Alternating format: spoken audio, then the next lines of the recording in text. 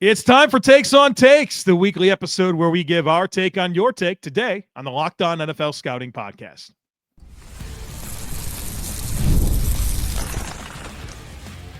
You are Locked On NFL Scouting with the Draft Dudes, your daily podcast for NFL and college football scouting. Part of the Locked On Podcast Network, your team every day.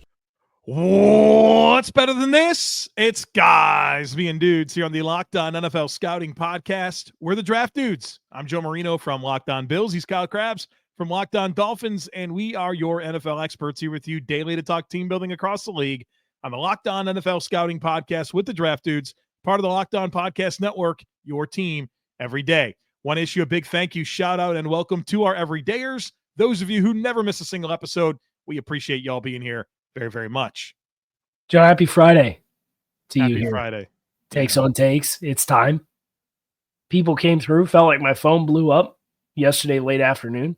Yeah. Seemed like we got some good responses. I haven't seen any of them, but you're the take master. So, take things away. Yes. Wow. Yeah. Wow. Not bad. It's incredible. All right. And we'll get started with Tate.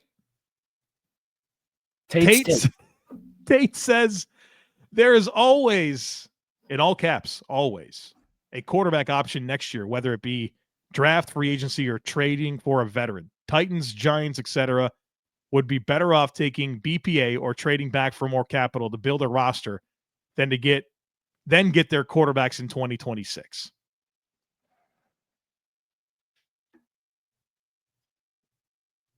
I want to believe this. I've tried to talk myself into this. I think the only team this is not applicable for is Tennessee. Now, if you're totally shell-shocked by what you think Cam Ward's going to be, then yeah, you should not draft him. But I don't think they're shell-shocked by what Cam Ward's going to be. I think he's their guy. And the entire rest of the group, I think there's a very legitimate argument to be made, and I think that's what we're going to see happen. I think where I'm at with this is I just understand it both ways. I understand Tennessee sticking and picking this quarterback because, boy, they got to get it figured out. Yep. But I would also, if they legitimately said, you know what, we believe in Travis Hunter or we believe in Abdul Carter, and they were the number one pick in the draft, I would understand that as well. But obviously there's a big risk that they're going to pick a quarterback at number one and they're not going to be the guy, right? But I guess it's all the time.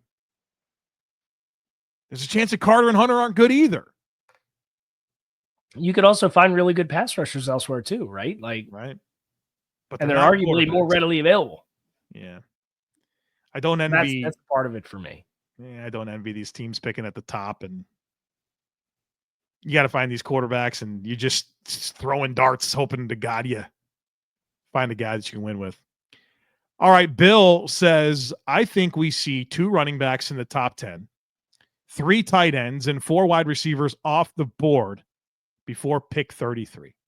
So 2 first-round running backs in the top 10, 3 tight ends, and 4 receivers in round 1. So the way this happens is Genti either goes 4, 5, 6, and then Chicago at 10 is your other running back team. I can buy that. I can see a world in which that happens. I think where you might have a little bit of a hard time is I think the pass catchers start running into each other, and I think Chicago is a helpful chip to have for the tight end pool as well. Yeah. So, I feel like we can do the thing, but I'm worried about the math of Chicago being eliminated so early to eat the other second top 10 running back and what that means for the tight ends that are going to go.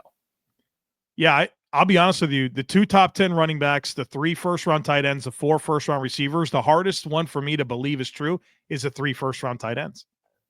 Who's the other one that's going to get in there besides Warren or Loveland? I struggle with it, to be honest with you. Mason Taylor.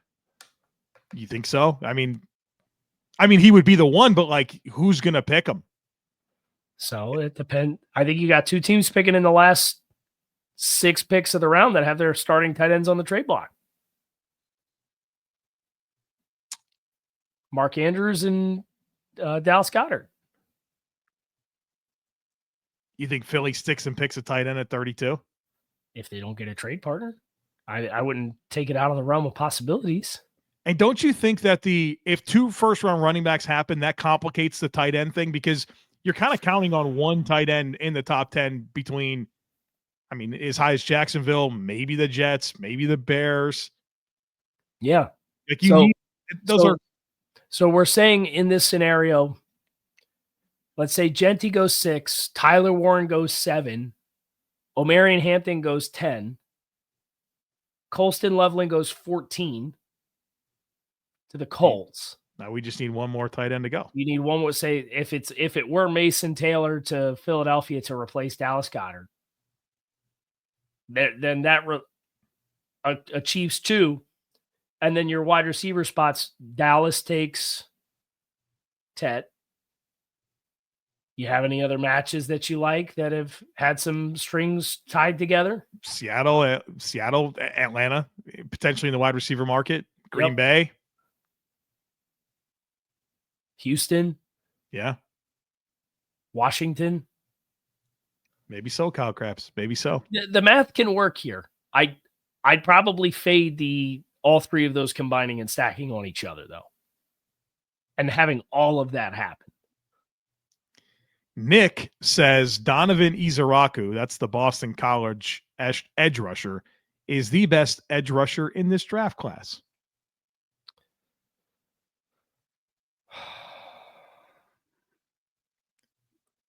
I'm going to say no, but I want to give Donovan his flowers here.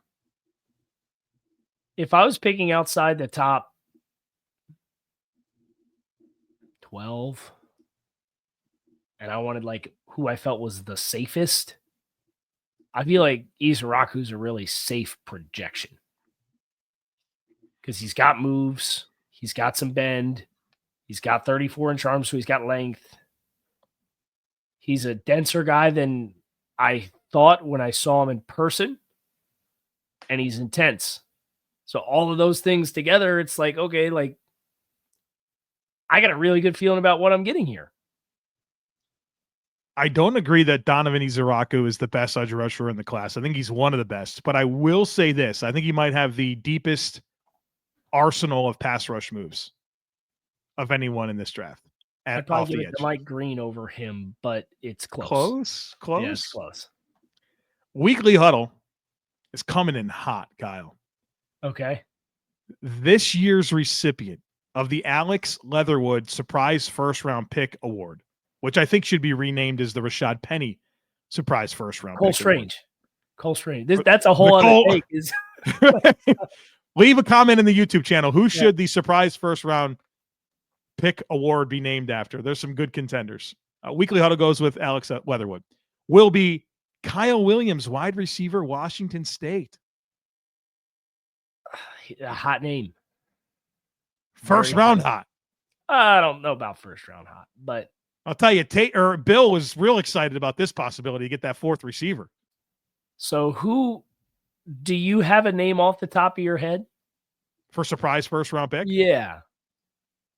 I know that's a whole other can of worms we're opening off of this take, but does Landon Jackson count?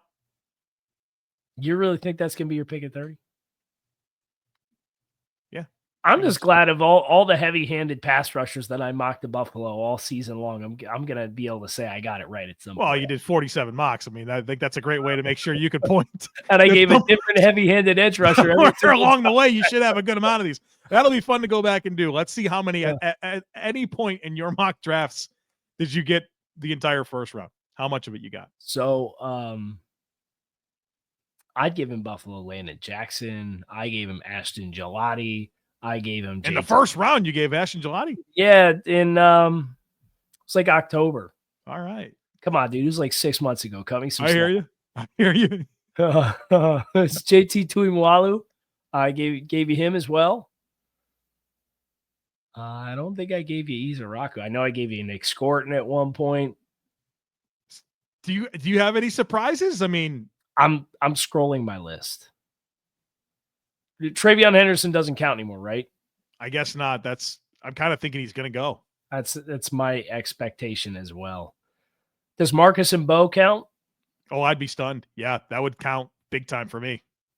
I know our boy Johnston's really all in on. Really? Like, he thinks he's like OT1. He loves him. Oh man, don't see it the same. I don't see it the same either. But as I'm just looking at, like, I have Kyle Williams with a 3rd round grade, and I'm kind of looking at other names that are in that. There's no chance you guys take Jack Sawyer, right? Boy, I hope not. Kyle, if Bills go Jack Sawyer, Deion Walker, the top 2 picks, I'm out. No. That'll be it. I'm out.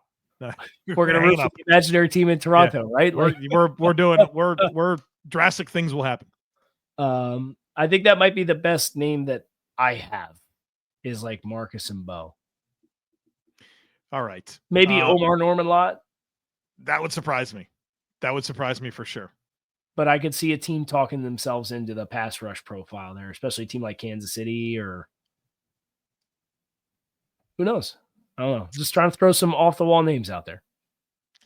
All right. We will continue reflecting on takes, including a second part from Weekly Huddle that gets us our first food take of the show here on the other side of it. Folks, be sure to stick with us. Scaling your business requires the right expertise at the right time. With Upwork, you can find specialized freelancers in marketing, development, design, and more. Experts ready to help you take your business to the next level.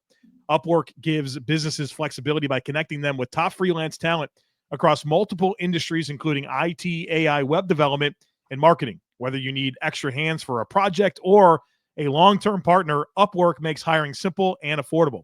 You can find the right talent. If you need help with a marketing campaign, Upwork can connect you with a freelance expert who will deliver incredible results. Plus, it's fast and easy. Posting a job is free and simple, and within a day, you'll get multiple qualified candidates to choose from. Plus, it's cost-effective. Instead of hiring full-time, Upwork helps find affordable, top-tier freelancers to scale your business efficiently. So visit Upwork.com right now and post your job for free. That's UPWORK.com, Upwork.com to connect with top talent and grow your business today.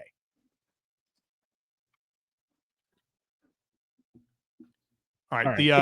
I said I didn't see any of the takes, but is this a French fry take? This is the French fries. Yeah. Okay. I think it's a good one. French fries are the single worst food when reheated as leftovers. I've tried everything: air fryer, microwave, oven, etc. They all stink. I think it's true, man. I think it's absolutely true. It's just automatically soggy. Like you have to almost like re-deep fry them. And in which case, just get some new fries. Twice fried fries, right? Like nobody needs that. Yeah.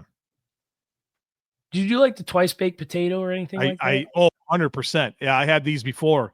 It's a hell of a process to make them, but they are absolutely delicious. I'm trying to, if you had like a runner up for like, hey, don't do that, don't reheat this twice. I don't really eat fish, but the idea of people reheating fish sounds absolutely repulsive to me. How about like microwave pizza's awful too because it gets that's going in the trash. That's one and done. Yeah, you just eat it cold. Right. Yeah, for sure. Just don't save French fries. Eat what you can, throw out the rest. It's okay. There's more French fries out there. $3.99 for a side of fries. You'll be okay. All right. August says at least 5 defensive linemen are drafted before Shamar Stewart, not including Jaylen Walker or Abdul Carter. I don't think so. This is obviously defensive tackles, right? We're leaning on defensive tackles to do a lot of heavy lifting here. Yes. So for this to be factual, edge rushers that don't include the 2 highest edge rushers that are going to get drafted. Right. You need 5 more before Shamar Stewart. Okay, so Michael Williams, Mike Green, Izaraku. Okay, that's probably your best chance at 3 edge guys that aren't named Jaylen Walker, Abdul Carter? I would think so, yeah, predictably. Okay, and how much I need two defensive tackles out of that? Grant Harmon, Nolan. I don't think Walter Nolan's going on around in Thursday. I don't think Kenneth Grant's going on Thursday either. I can't believe that. I can't believe it. And maybe, hopefully, this is just like a magnificent smokescreen by somebody. If you told me he went in the top 15, I'd say, okay, you're making a good bet with that talent investment. You see John Gruden got feeling all nicey about him. It's not hard to get there. Watch the freaking tape, man. What are we doing? Kyle, this is silly. It's been like 8 weeks of just like throw cold ice on Kenneth Grant stocks. I don't get it. And I'm at the point where like I have to believe it, but like I'm not there myself. I'm just gonna trust the player that I watched, the evaluation I did. I'm good there. I don't think this happens, by the way. I don't think it's come close to happening. I don't think this happens either. All right, Sam Teets has sinned. He sent us a question and not a take, but the question's good enough for me to take it. Sam says, which of the following first-round picks would surprise you the most? He gives us 5 options. Okay. Jaguars, Colston Loveland. Chargers, Nick Emanwari. Vikings, Jihad Campbell. Lions, Gray Zabel. Slow down. Oh, sorry. Commanders, Vikings, Nick Jackson. Emanwari's 3. No, we got to start over. Right. Jaguars, Colston Loveland. Okay, I got that one. Chargers, Nick Emanwari. Okay, Chargers, Nick Emanwari. Yeah. Okay. Vikings, Jihad Campbell. Okay. Lions, Gray Zabel. Okay. Commanders, Landon Jackson. Probably Jihad Campbell. Because that means he gets picked at like, they're picking 24 if I'm not mistaken, the Vikings? 28, something like that? They're picking 24. Yeah. 24. Is it the pair or is it the fact that it would be at 24? It's the pair for me. I think they've got a big need at safety. I think they've got a big need long-term at defensive tackle.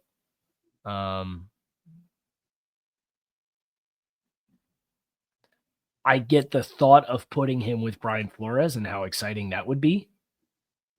But Ivan Pace is there.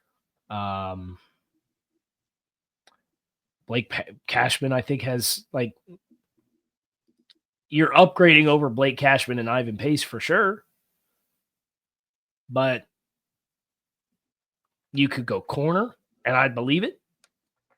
I'd put it like 4th on their list of probabilities for positions.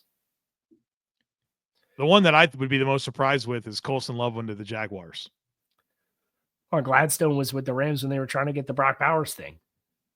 They're kind of in a weird spot. We need to get it right for Trevor. I'd be more surprised if this happened than Campbell to the Vikings, to be honest with you. Not that I love Colston Loveland, but that's just not a world I'm not living in that world right now. I listen. All I know is we're getting a lot of buzz about 2 tight ends top 10. And you can get there without the Jaguars being part of it. Correct. But it's also a team that I don't know anything about them. I know. So we know that they don't want to do they're doing the Les Snead, no visits, right? No 30 visits, no pro days, right? Yeah, we have other mechanics or mechanisms that we can trigger within our pre-draft process to.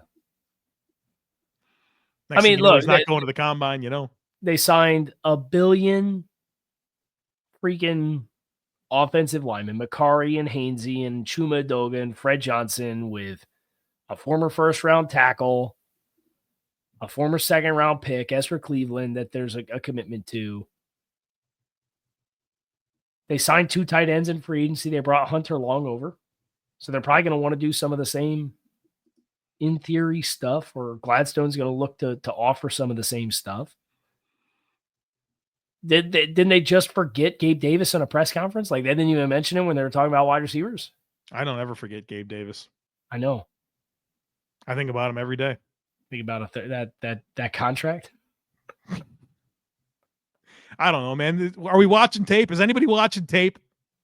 Because you wouldn't have given. Yeah, Gabe I watched Davis that divisional round game against the Chiefs that he played. That's the only one anyone ever saw. He had like 8 touchdowns in that game. It was incredible and a losing effort. All right, we good here? Next one. Sports Nut. The Sports Nut Panthers fan. That's an important note here. The Steelers should trade up for Sanders if he falls to 8. No. Considering where they are in their team life cycle with Tomlin and Watt, also no guarantees of next year's quarterback class of Manning, Nico, Alar, and Nussmeier. Nah. Sanders is not the type of quarterback you move up from 20, right? Are they 20 or 21? They're 21. Like, I mean, that's a significant amount of draft capital knowing that it's a quarterback. You're trading next year's 1. You're at 2 first-round picks invested in Sanders. Like, if he organically gets you or it's a modest trade up, remember, Pittsburgh doesn't have a 2 this year. Yep. So that's definitely going to cost you year 1 and change. But with Aaron Rodgers also doing the thing. Can't.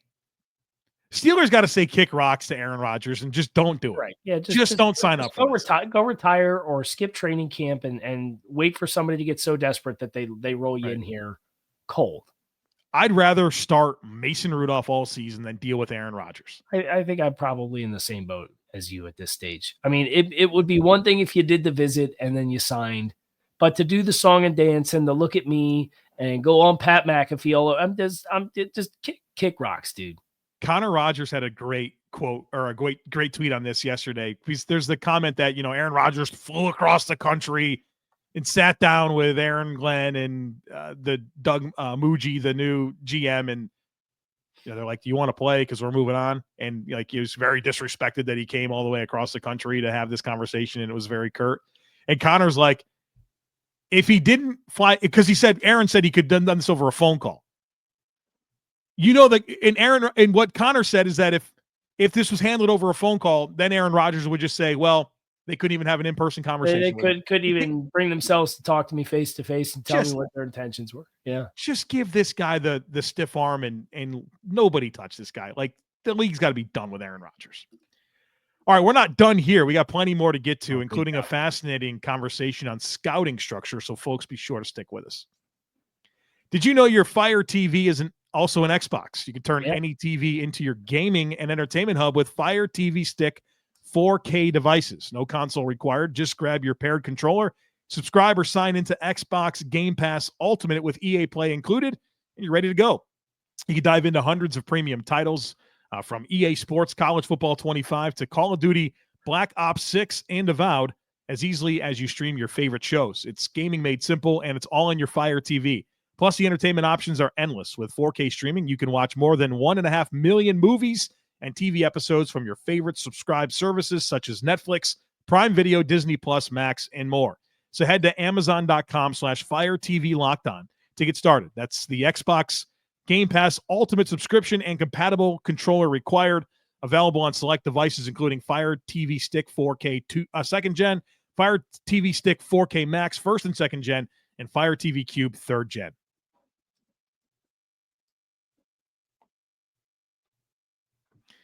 Lenny says the NFL should take a page from the Eagles, but not the one most are thinking. Drafting an upside quarterback in the second round should be the goal of any team that feels their quarterback is too good to tank, but too bad to win the Super Bowl.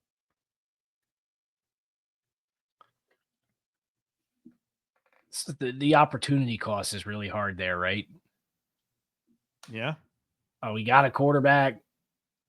He's either on a rookie deal, so we can take advantage of the economics of having a rookie deal, or we're paying him already, so the assets that aren't the quarterback contract are that much more precious to us. I think there's certain teams with certain amounts of depth that can stomach and properly take on that level of an investment in a who knows how it's going to turn out, like drafting a guy to potentially just be a backup. But I don't think that's most teams because of the urgency that exists with the need to win and get yourself established for more teams than not. Yeah, the second round piece of this is just a little rich to me. If you want to keep throwing darts at quarterbacks at reasonable intervals, like, sure, cool. Tell me that you should just be doing this regularly in the second round. I think you're almost like you're compounding an issue, in my opinion, with just too many options there. So Joe at work says this: with more college players staying longer and transferring from school to school more often, NFL teams should shift from regional scouts to positional scouts. This would allow scouts to follow individual players throughout their college journey to see their development, Plus, anyone who has ever scouted will tell you there are one or two positions they're most comfortable with. Let them lean into their strengths. I want to believe this. I see the merit here. But there's a challenge that comes with if you only watch quarterbacks, and I only watch tight ends, just as an example, right? And then you come back with all of your assessments and your valuations for your quarterbacks, and all of your grades are just in isolation for that position. Like, how do you normalize grades across positions? It becomes tricky, I think. And obviously, you have cross checks and stuff. It's the responsibility of cross checks and stuff like that to set the board. But that's the kind of experiences that like we've had in some of the stops that we've been, where like a 7 out of 10 for you might not be the same as a 7 out of 10 for me. Really, a 7 out of 10 for you might be equal to a 6.8 for me. Yeah, because I'm a harder grader, or you're a harder grader, right? Yeah, and that's too much influence at one position like that without enough. Yeah, I agree. So, and obviously, you're more aggregating the information, and you as that regional or positional scout would not be stacking the entire board. But I just think when you put people in silos like that, it can have some unintended consequences. Well, and if you do value in-person scouting, not having it regional obviously makes that very difficult. Where expensive. Yeah, I mean, you're going to be going to the Pacific Northwest. You're going to be in Florida. I mean, you're all over the country. Yeah. It's just that's difficult. The Jags and Rams will love it, right? Yeah, they might as well just have both. You know, they're not traveling anywhere. Have positional scouts, have regions. It all works out. Next one here is from Daniel, who says Carson Schwesinger, that's the UCL linebacker, will go in the back half of the first round and will be the first off-ball linebacker taken by more than 20 picks. For the purposes of this take, I'm considering Carter and Walker as edge players, but Jahad Campbell falls to the mid-second round. I'm out. All the way out. I'm out. Campbell's going top 20. As long as the medicals isn't a deal breaker for teams. Maybe Daniel's got the medical information. We don't. He's ready to spike the ball. You're right. Spike the ball. The fun part of that would be Schwesinger going in the first round, but we'll see. What's more likely? Campbell falls out or Schwesinger gets in? What's more likely? Yeah. Schwesinger gets in. I agree. CG says if a cornerback meets the athletic threshold for the position, I'd much rather have the guy who excels in zone versus the guy who excels in man. Being a good zone corner requires instincts, processing route combos, and understanding leveraging and spacing, while man technique is easier to improve. I think you have to be a more special athlete to thrive in man. Right. Right. So I almost wonder, is it not the other way to have the special athlete who has the stickiness to play in man, and then you need to refine their eyes and their instincts and their route combination recognition to be a better zone player? You know what I think is lost in this entire conversation is that the NFL is a zone league. Even the teams that play the highest percentages of man coverage barely sniff 50% man. But a lot of your zone is zone match, and it turns into of course. You get past 5 yards down the field, and it turns into man coverage. Right. I think there's merit to what he's saying, and he qualifies the take by saying if they do meet athletic thresholds. Yeah. So sounds like I'm more in line with it, and you're a little not so much in line. Is that fair? That's probably fair. All right, last one comes from Josh, who says, Jaylen Noel, that's the Iowa State receiver, is this generation's Tyler Lockett, instantly impacting the offense that drafts him and maintains his impact for a decade. I could see this happening. Me too. Good player. Explosive athletic profile. Got that dog in him. Instincts. Yep, scrappy. Sure. Hope it happens. Yeah. Maybe even for Seattle. Looking for honestly another slot guy, right?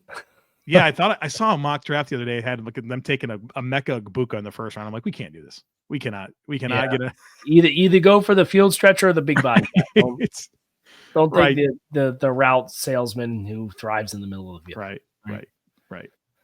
All right, that's going to do it for us here today. Locked on NFL Scouting. Kyle Crabbs, Joe Marino, we appreciate you guys as always for checking out the show. We hope you have a great weekend, and we will be back next week to set the stage for the 2025 NFL Draft. We are less than 1 week away. We hope you will come back and see us and plan accordingly.